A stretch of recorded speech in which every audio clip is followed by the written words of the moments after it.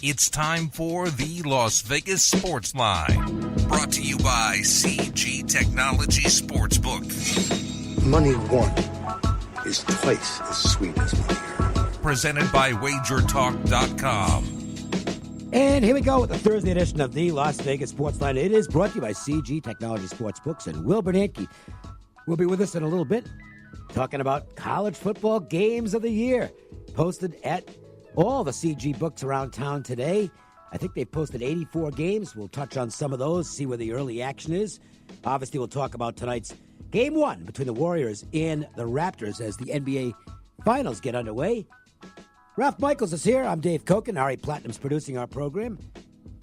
We'll start by talking about the Blues, who don't have the Blues this morning because they came roaring back after a bad Game 1 in which they looked... Boy, they sure looked like the second-best team on the ice in that series. But now it's all even as the Blues outplayed Boston by a pretty wide margin last night, win the game in overtime, and they're all even heading back to St. Louis, Ralph. Yeah, certainly tough for those overbettors sitting 2-2 after one period and a 3-2 final in overtime. But, give the Blues credit. Yep. Down 0-1 and then giving up the goal early to trail 1-0 and coming right back. It's now officially a series. Yeah, it sure is. Great adjustments by the Blues last night. And I got to tell you, early on, with the Bruins having outplayed them by a wide margin in Game 1, and then getting the early goal, kind of a soft goal against Binnington, I mean, the early thought would have been, boy, this does not look good for the St. Louis Blues. But they came back once, came back twice, and then second and third periods, they were the completely superior team and really dominated the overtime. And on a delayed penalty call, put one past Tuukka Rask, and we got a wide-open series now. We'll check on the latest prices with Will Bernanke in just a little bit. Meanwhile, speaking of comebacks, boy, there was a beauty last night. We've seen a lot of these this year. This one was about as epic as it gets, as the Mets look to be firmly in control with an 8-3 lead against the LA Dodgers.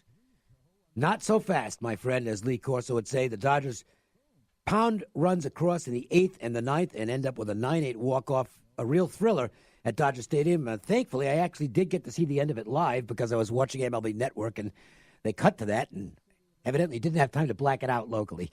So I got to see the finish of the game. They're an exciting team. It's a shame that we can't see more of them.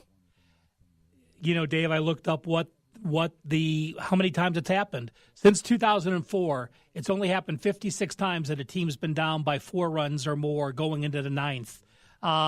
And so in 16 years, it happens about 3 times a year. Yep. Earlier this year, Cleveland on April 20th had a 7-3 lead against Atlanta. Atlanta put a 5 spot up in the 9th. That's the only other time this season. We've also seen, just in the last few days, 2 3-run 9th-inning leads disappear as the Cardinals were up 3-0 against the Braves on Sunday Night Baseball and lost. And the Indians were down 3 against the Red Sox on, was it Monday or Tuesday? Yeah, and the Red Sox bullpen just was awful that night.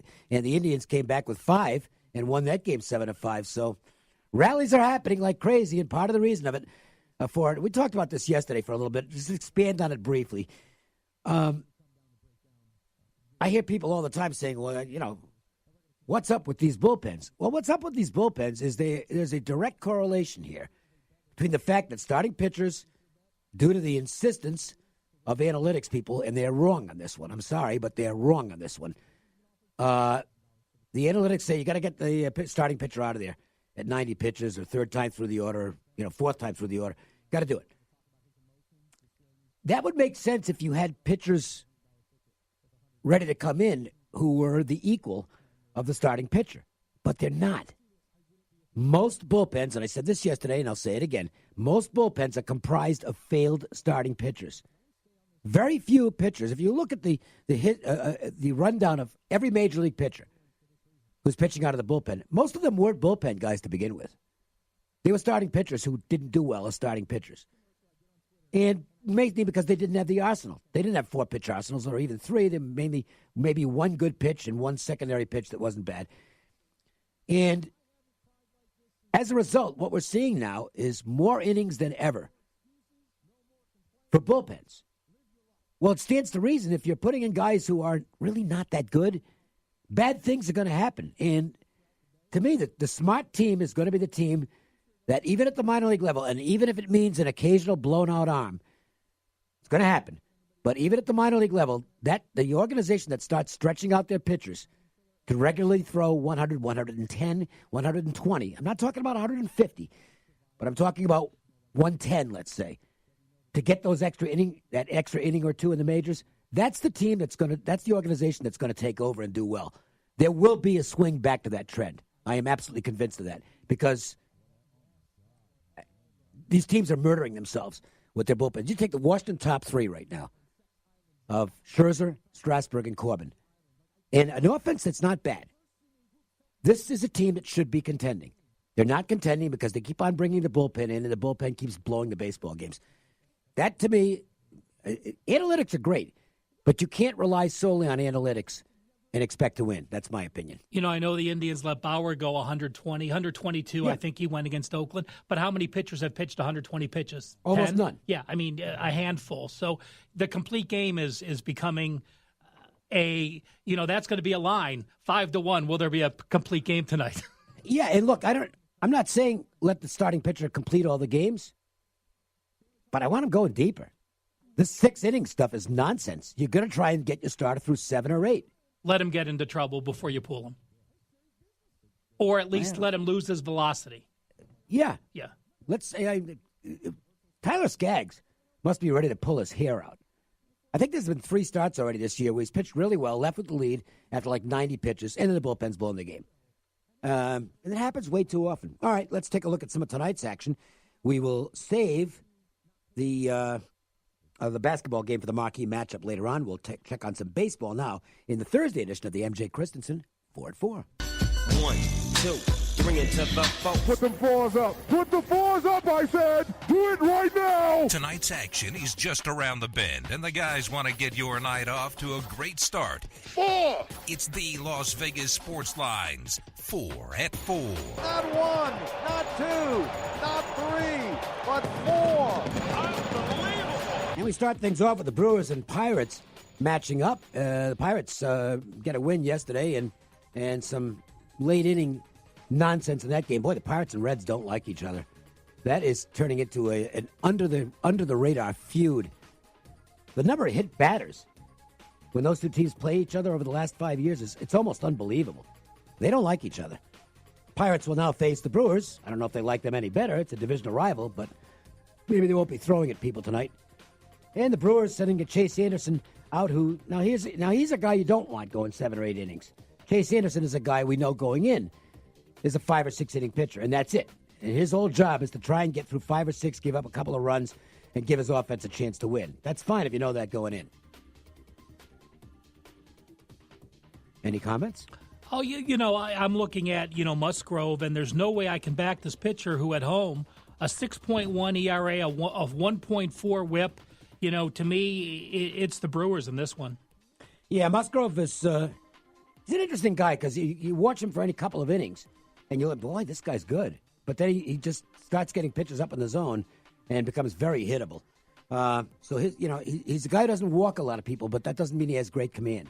That's the difference between command and control. Mets and Dodgers will continue their series tonight, and the Dodgers are big favorites in this one. And it's tough to make a case for the Mets in this game. It really is. Is anyone pitching better than Rue right now? I mean, man. A 1.65 ERA, a 0.83 whip at home in 5 starts, a 0.65 whip. I mean, to me, Dodgers run line would be the only way to go. Yeah, and I'm not a run line at home guy. I agree with you. It's such a problem because from a math standpoint, you're taking the worst of it right away.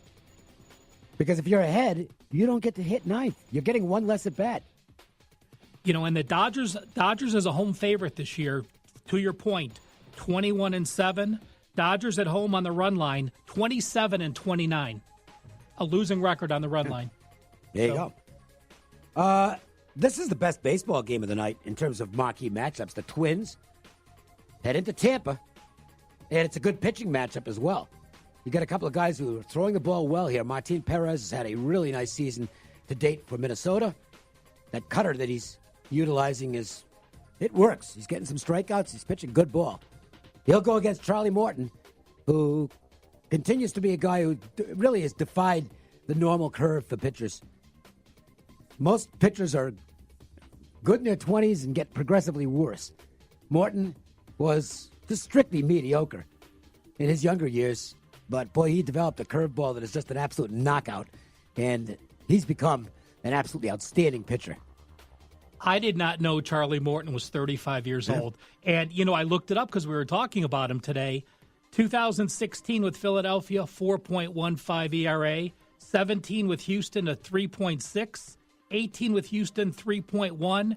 This year with Tampa, a 2.5. Improving 4 straight years. Incredible for a pitcher in his mid-30s. Yeah, it really is. He's a great story, and it was a great pickup by the Rays. As for the game, the Rays are the favorite. I think the line's about right. I didn't see anything that was really worth playing here. I think Tampa deserves to be the favorite, but I wouldn't run to the window to bet them at this price. And the Twins, obviously, if they get a good performance out of Perez, they'll have every chance to win this game. And we'll look at the Angels and Mariners. The Angels pull out a wild one yesterday in Oakland where they kept blowing the lead, but their last lead held up for them. In extra innings, they put a 5 spot up. I think they only had 2 singles in the inning as Trevino and the defense collapsed for the A's in a very bad inning. The Angels get the 12-7 victory. Now they get to go into Seattle and face the Mariners, who are just absolutely reeling right now. Boy, Seattle, it's you can make a good case they're the worst team in the major leagues right now. And if you take the 13-2 start out of it, they are the worst team in the major leagues. I think 11-33 since that start. And, now you have Kikuchi, the young pitcher who got shelled last time. So he's now finally going to see we're going to see what happens after he had a bad performance, because he's pitched well in each of his other starts. So we're going to see how he reacts. Of course, the good news is the Angels versus lefties, not a real good thing for the Angels this year. 5-14, the record against lefties. Angels on the road themselves as an away dog, 4-11. Time for Will Bernanke. You can follow him on Twitter at the Moneyline Guy with CG Technology Sportsbooks.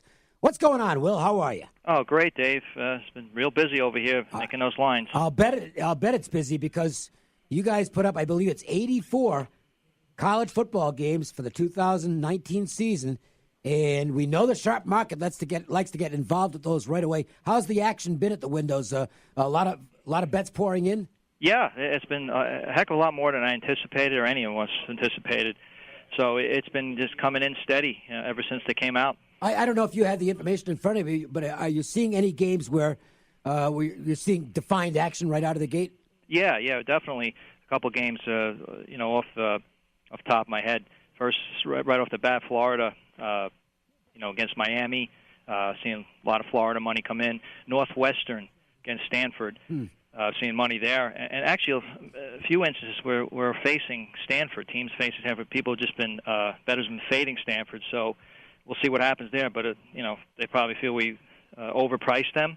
So there's been a few spots. The other game, too, early on, which is kind of a sneaky good game, Florida State against Boise. We've seen some Florida State money come in as well. Yeah, I can understand that. I think the belief is that Taggart, now that he's got more of his own talent in place, Florida State will probably start to take off. And I don't know that a lot of people are sold on the Boise program right now, being at the level it used to be.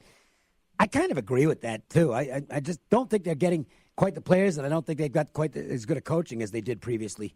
Yeah, now that Peterson's gone, sure, that's last few years Boise has taken a step back from the big boys. And this is the type of game in the years past they've won going across country when they beat Georgia, beat Virginia Tech. So I think a lot of bettors will probably remember that, and we'll certainly see some good two-way action in that game. They used to dominate the Mountain West in recruiting, but Fresno State and Utah State have stolen so many good players from them. They're now closer to the rest of the conference in the Mountain West. Will, I have one question for you. When you guys release these, as a fan of CG, my suggestion would be, how about letting us know they're going to be posted? You guys tweeted, hey, these games are up, and all of a sudden you have to find out. Yesterday. Yeah, okay. So, maybe I was just a little slow getting it, and I missed the start of it. No, I was emailed in advance. Okay. Well, you were privy. I was not. I was. Will did it, but Will doesn't have my email on that address. See? I'll make sure to give it to him on the podcast. Moving on, let's talk about Game 1 with the Warriors and Raptors. Obviously, the championship series is going to bring in a lot of money. I have one extra question. Does the game being close to pick 'em help with the action? Yeah, I mean, it's been tremendous as far as what